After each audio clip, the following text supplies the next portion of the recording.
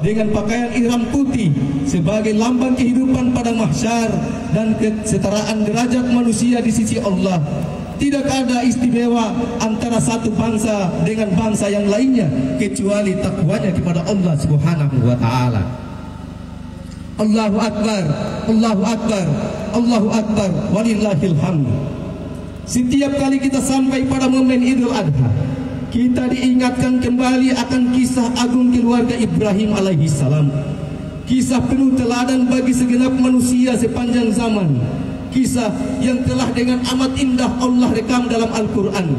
Kisah keluarga Ibrahim telah menjadi legenda sejak lebih dari 5.000 tahun silam. Inilah kisah keluarga teladan, keluarga yang telah berhasil membangun dan menanamkan tauhid pada segenap sendi-sendi kehidupan. Berangkat dari hal tersebut, maka kami mengambil tema khutbah kali ini adalah kurban dan pendidikan tauhid keluarga. Ma'asyiral muslimin rahimakumullah, Ibrahim, Hajar dan Ismail adalah potret anggota keluarga sempurna dalam pengabdian dan penghambaan kepada Allah Subhanahu wa taala Rabbul Izzati.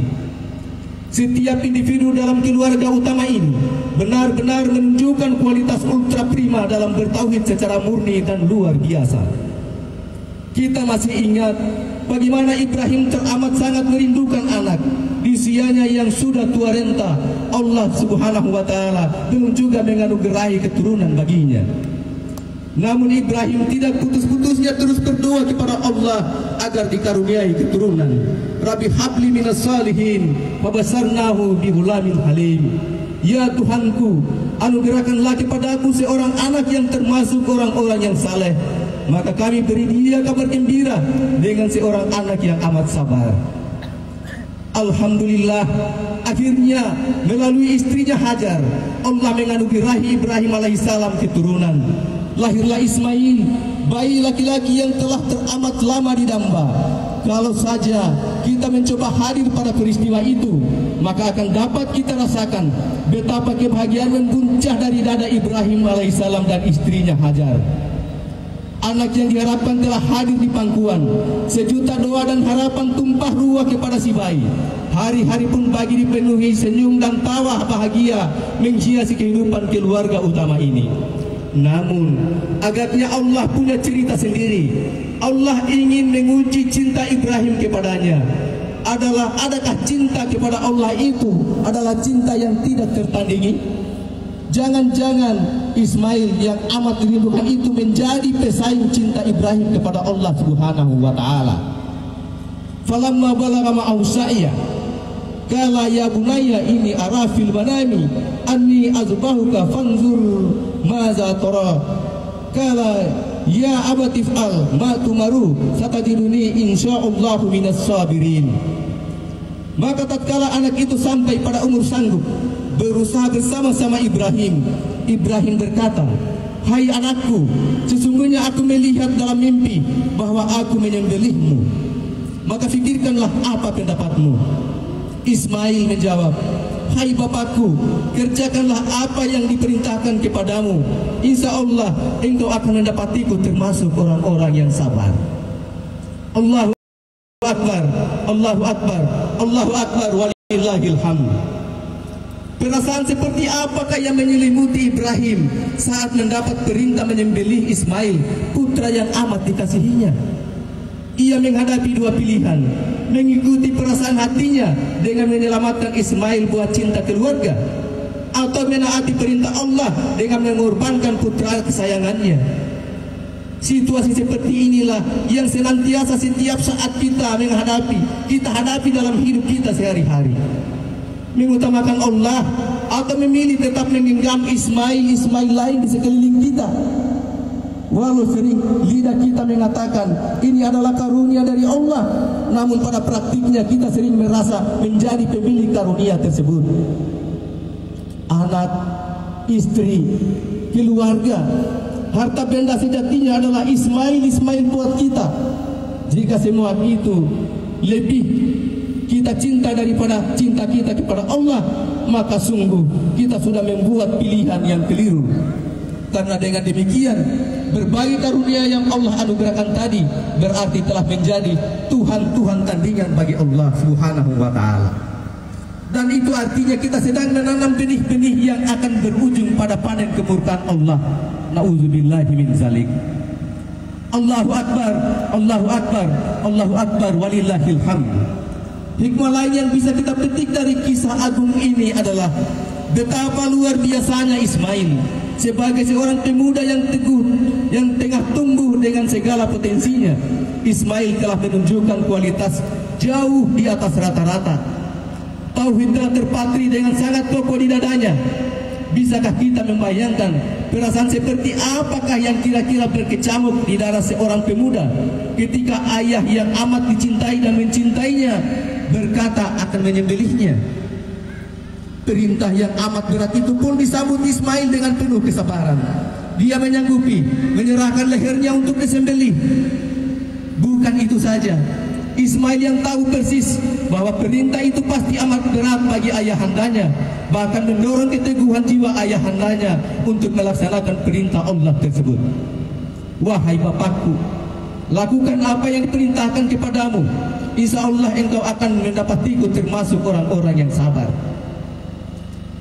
Luar biasa. Keluar biasaan pemuda Ismail ini tentunya adalah buah dari pendidikan dan bimbingan dari seorang ibu yang juga sangat luar biasa. Inilah peran dahsyat dari Siti Hajar, perempuan yang telah dipilih Allah untuk mendampingi Ibrahim alaihissalam. Bunda Hajar telah sukses mentransformasi kesalehan, kesabaran, kepasrahan dan ketakwaannya kepada anak yang amat dicintainya. Lalu, bagaimanakah dengan pemuda-pemuda kita hari ini? Adakah mereka mewarisi kedahsyatan Ismail? Sayang sekali, yang terjadi justru sebaliknya.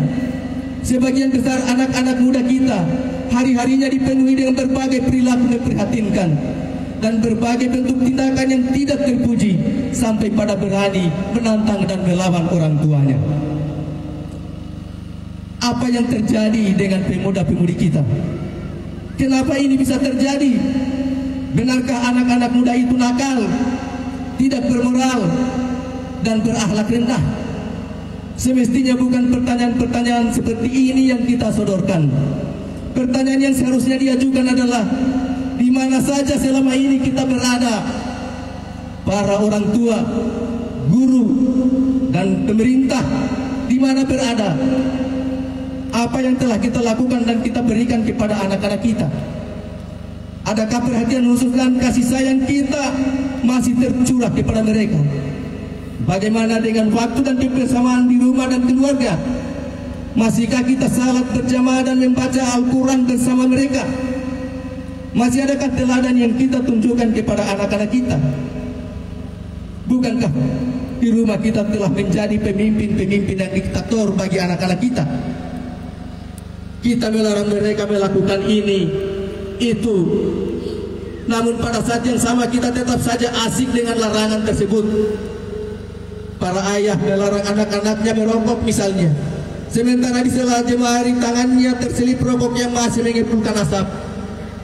Para ibu menyuruh anak-anaknya belajar dan melarang mereka menonton televisi, sementara dia sendiri asik duduk di sofa sambil matanya tidak terlepas dari sinetron pengumbar mimpi dan nafsu.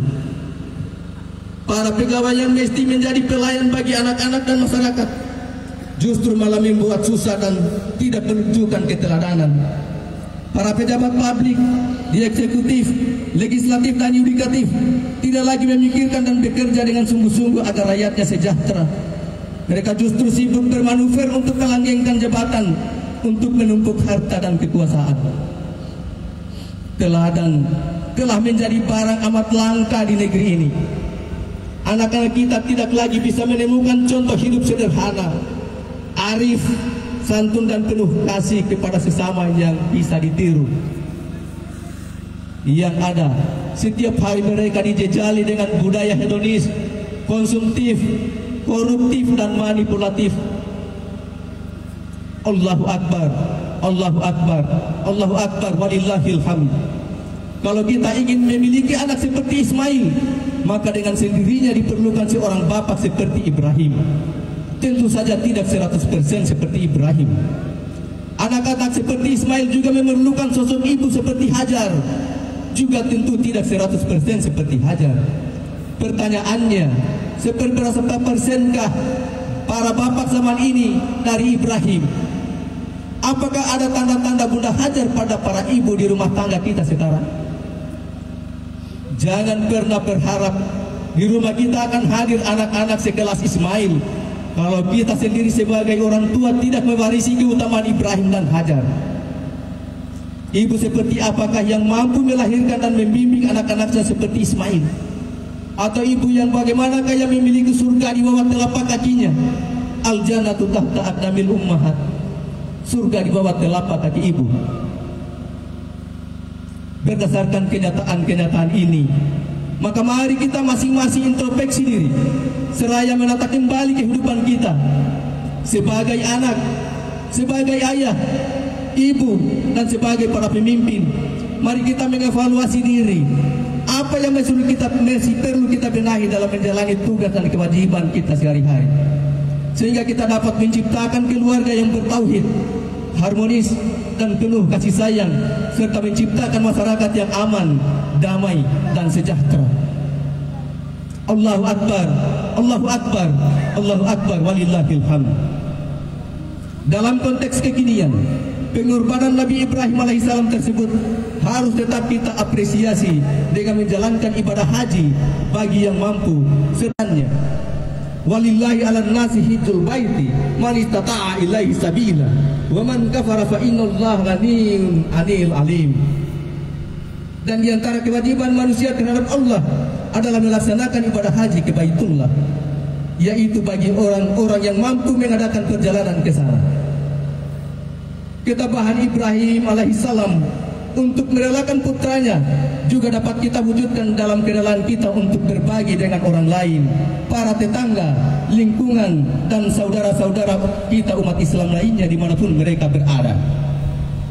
Berkorban juga berarti upaya menyembelih hawa nafsu dan memotong kebawaan syahwat yang selalu menyuruh kita kepada kemungkaran dan kejahatan. Allahu Akbar, Allahu Akbar, Allahu Akbar, walillahil hamd. Semoga Allah Subhanahu wa Ta'ala menjadikan saudara-saudara kita yang sedang berhaji saat ini menjadi haji yang mabrur dan sehat kembali ke Indonesia dengan membawa berkah untuk kedamaian negeri kita tercinta. Amin. Dan semoga kita juga bisa mengikuti jejak mereka, bisa menunaikan ibadah haji dengan ridha dan berkat dari Allah Subhanahu wa Ta'ala. Amin ya rabbal alamin. Barakallahu li wa lakum fil Qur'anil azim wa nafa'ani wa iyyakum bima fihi minal ayati wa dzikril hakim wa taqabbala minni wa minkum tilawatahu innahu samiul alim wastaghfiruhu innahu huwal ghafurur rahim.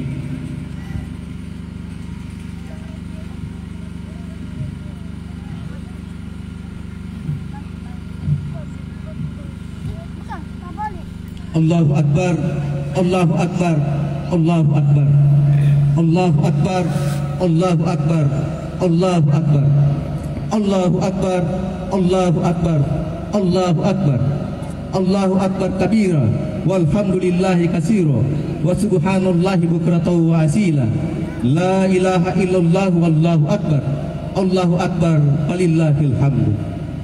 Alhamdulillahi ala ihsanihi wa syukrulahu ala taufiqi wa imtidani. Wa asyhadu an la ilaha illallah wahdahu la syarikalah. Wa asyhadu anna sayyidana Muhammadan abduhu wa rasuluh. Allahumma salli wa sallim wa barik ala sayyidina Muhammad wa ala alihi wa sahbihi wa man tabi'ahum bi ihsanin ila yaumidin, amma ba'du. Fa ya ibadallah ittaqullaha haqqa tuqatih wa la tamutunna illa wa antum muslimun. Wa qala Allah ta'ala innallaha wa malaikatahu yusalluna 'alan nabi ya ayyuhallazina amanu sallu 'alaihi wa sallimu taslima. Allahumma salli ala sayyidina Muhammadin wa ala ali sayyidina Muhammad. Allahumma ighfir lil muslimina wal muslimat wal mu'minina wal mu'minat al ahya'i minhum wal amwat innaka sami'un qaribun mujibud da'wat. Allahumma arinal haqqa haqqan warzuqna ittiba'ah wa arinal batila batilan warzuqna ijtinabah. Rabbana hab lana min azwajina wa dzurriyyatina qurrata a'yun waj'alna lil muttaqina imama. Rabbi auzi'ni an askura nikmataka allati an'amta alayya wa ala walidayya wa an a'malan salihan tardahu wa aslih li fi zurriyati inni tubtu ilaika wa inni minal muslimin. Rabbana atina fid dunya hasanah wa fil akhirati hasanah wa qina adzabannar. Ibadullah, innallaha ya'muru bil adli wa ihsan wa ita'i dzil qurba wa yanha 'anil fahsya'i wal munkar wal baghi ya'izukum la'allakum tadhakkarun. Fazkurullahal azim yazkurkum fazkuruhu ala ni'amihi yazidkum wa lazikrullahi akbar. Wassalamualaikum warahmatullahi wabarakatuh. Waalaikumsalam warahmatullahi wabarakatuh.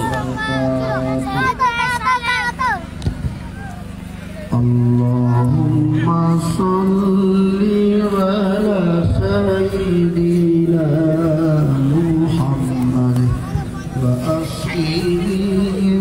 Jam berapa sebentar? Langsung jalan kan? Jam 10.